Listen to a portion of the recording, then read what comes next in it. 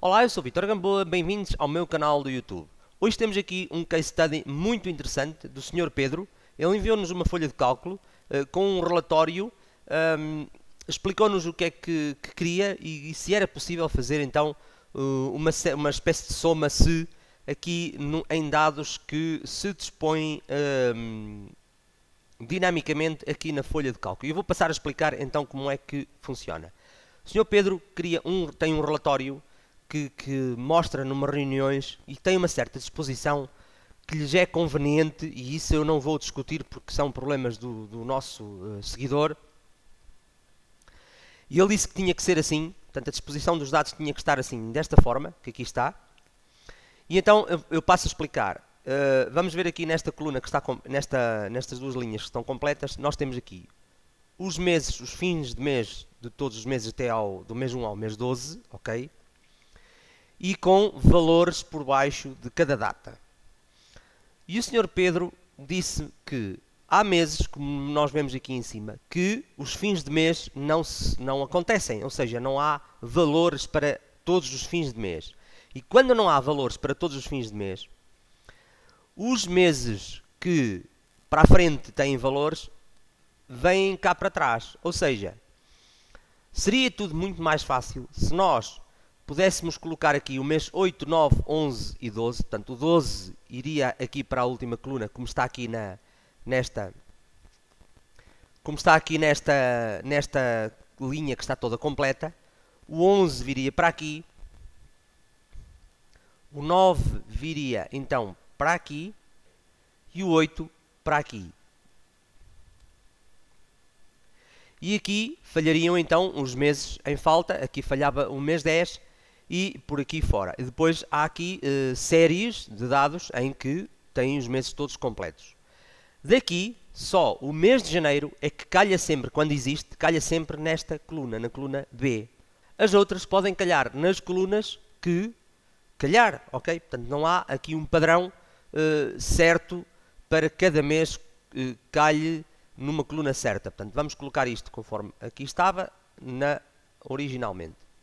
E o Sr. Pedro, então, cá em baixo, o que é que ele quer? Ele quer que aqui lhe some todos os valores que estão no fim do mês de janeiro, fevereiro, março, abril e por aqui fora. Independentemente do que cada fim do mês, como já estivemos a ver, fique em cada coluna.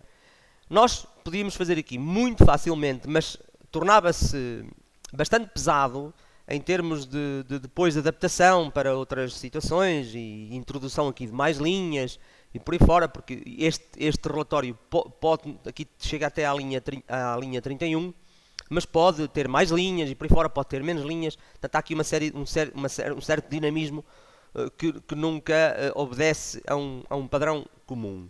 Nós poderíamos então fazer o seguinte, igual a soma se intervalo, iríamos escolher este intervalo até à coluna M, porque no máximo chegaríamos até à coluna M, portanto da coluna B à coluna M, que são 12 colunas. 2 pontos. Critérios. Iríamos então escolher o nosso critério para a primeira série, né? Iríamos fazer uma soma-se para cada série. Intervalo de soma, iríamos então escolher a série de baixo. Fechávamos. E agora somávamos mais com o soma-se. E agora, reparem, para além de dar bastante trabalho a fazer aqui uma soma-se para cada série, conforme os relatórios que vão sendo gerados para cada reunião, ok? Porque isto seria apresentado aqui para uma reunião e depois acho que isto iria de ser distribuído por vários elementos da empresa, nós teríamos que andar aqui a adaptar isto. E não era a solução, ok?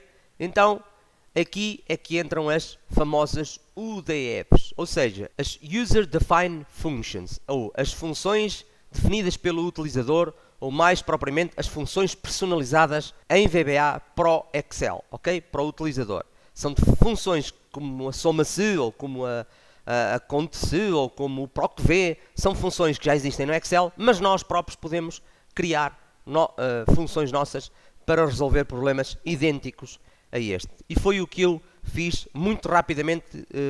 Reparei que havia aqui uma grande viabilidade para criarmos aqui uma UDF e bastante simples. Então eu já vou colocar aqui o UDF que fiz e depois já vamos passar à rápida explicação do código, porque é muito fácil o código da UDF. Então eu coloquei aqui a função somar caso Pedro com dois argumentos. O primeiro argumento será o intervalo das nossas séries, onde é que elas estão, e o segundo argumento, o nosso critério que está aqui nesta linha. Então, o nosso intervalo pode ser já desde aqui de cima, logo a seguir aos nossos critérios, até à linha A. Até à coluna M, porque, neste caso, sabemos que não irá ultrapassar a coluna M. O segundo argumento da nossa função será, então, a nossa data de critério. Fechamos parênteses.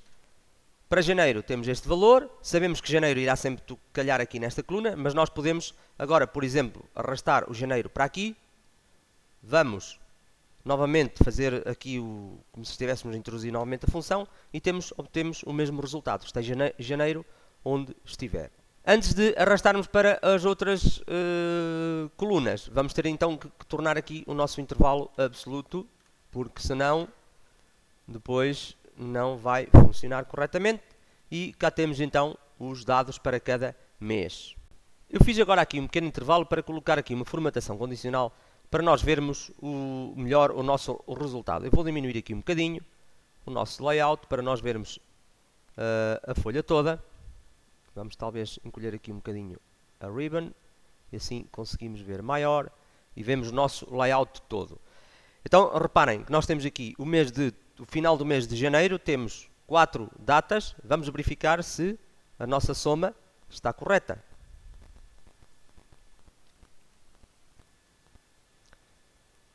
Reparem, 796.622 está corretíssimo. Vamos colocar agora aqui 28/2/15 e vão-nos aparecer aqui mais datas para fevereiro. Vamos ver. 1130, 1130. Vamos colocar agora aqui, por exemplo, 31/12/15. E temos aqui, reparem que o 31 já se distribui por várias colunas. Vamos verificar a nossa soma. 1481, 1481. Portanto, está correto. Agora, muito sucintamente, eu vou-vos mostrar a função, porque depois eu irei fazer mais um vídeo ou dois para explicar como é que se constrói uma UDF desde o zero. Iremos usar dois exemplos muito simples, uma UDF sem argumentos, outra com argumentos, e vou-vos mostrar esta muito rapidamente de relance para vocês verem como é que realmente uma UDF, depois de construída, para este caso um bocadinho mais complexo. Vamos então fazer Alt F11 e temos então aqui a nossa função somar caso Pedro, em que temos dois argumentos da nossa função que estão aqui entre parênteses. Depois já iremos ver quando ensinar a fazer uma função UDF básica.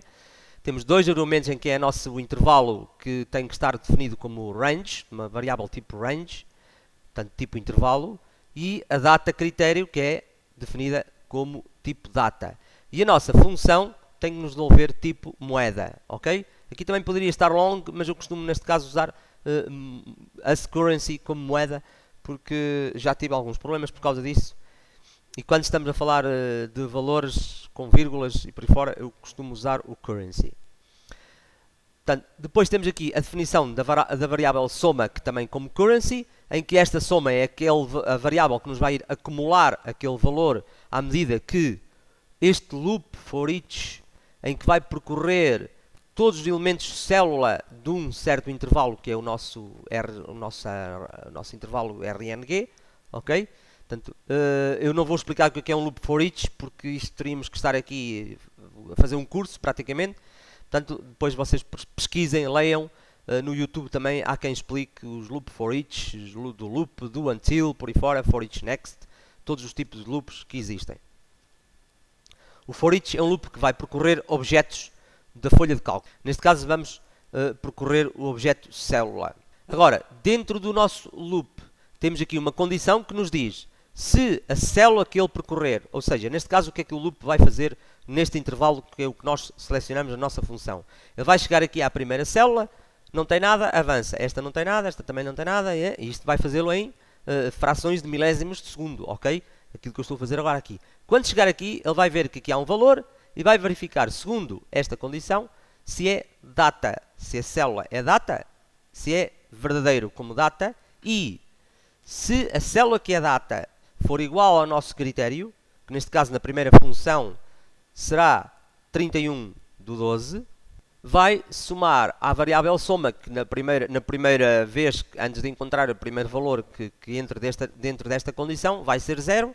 A 0 soma-lhe então o primeiro valor, e depois, quando encontrar o segundo, a soma vai-lhe somar o primeiro mais o segundo. Quando encontrar o terceiro, vai-lhe somar o terceiro, e por aqui fora. Portanto, ele vai percorrer uma a uma todas as células deste intervalo.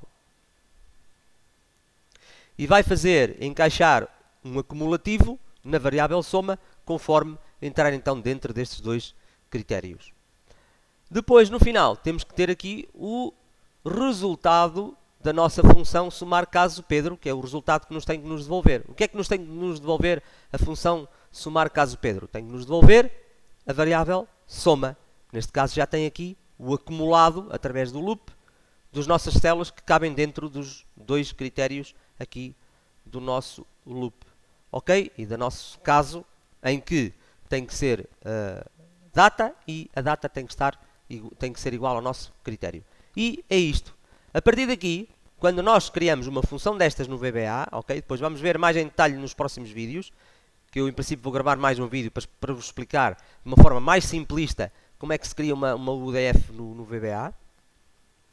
Já podemos chegar aqui, agora vou colocar aqui noutra célula, fazer o igual, e agora temos aqui somar. Reparem, já nos aparecem todas as funções com SO, e vamos colocar aqui o M.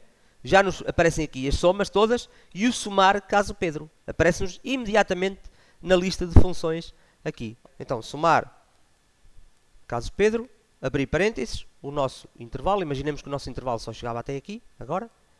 Fixamos. Critério, o nosso critério. Fechamos parênteses e devolve-nos então o resultado. Neste caso está a devolver-nos aqui data, porque esta célula está formatada como data. Ok? Então, para este vídeo é tudo. Não vou explicar agora mais nada. Nos próximos vídeos iremos depois entrar mais em detalhes como criar então uma UDF sem argumentos e uma UDF com argumentos. De uma forma muito básica, muito simples, para que todos possam entender e começar a aplicar isto nas vossas folhas de cálculo, porque é extremamente importante. Se às vezes necessitarem de alguma ajuda deste tipo para criar uma UDF que vocês não consigam criar porque de facto são iniciantes, peçam-me a minha ajuda, porque eu aproveito para vos ajudar, a não ser que sejam casos muito complicados. Eu não vou perder tempo, porque não posso perder resolver casos muito complicados, porque tenho o meu tempo ocupado, mas se forem casos simples como este, eu resolvo, e muitas vezes aquilo que é complexo para vocês, para mim pode ser simples. Às vezes é simples, mas é demorado, e aí eu não vou fazer. Posso fazer, mas depois com um prazo de entrega um bocadinho maior. A seguir a essa solução, eu irei então fazer um case study e fazer um vídeo como este, que eu faço questão. É muito interessante fazer vídeos sobre casos reais. Bom, então para este vídeo é tudo. Há uma coisa que eu quero referir aqui. Eu não vou andar aqui com muitos floreados, com músicas no início e no fim e por aí fora, porque eu quero fazer o máximo de conteúdo possível. Eu quero gravar um vídeo, perder o menos tempo possível a gravar o vídeo. Primeiro tenho que preparar, depois gravar, editar, fazer uns pequenos cortes, e depois vou mandar logo para o YouTube, sem grandes floreados, sem grandes cores, sem grandes... portanto, só vai ter mesmo o conteúdo, ok? Portanto, eu espero que vocês gostem. Cliquem em gosto se gostaram, cliquem em não gosto se não gostaram, também é importante. Comentem, deem as vossas sugestões nos comentários dos vídeos. E já sabem, não existem missões impossíveis no Excel. Vemo-nos num próximo vídeo.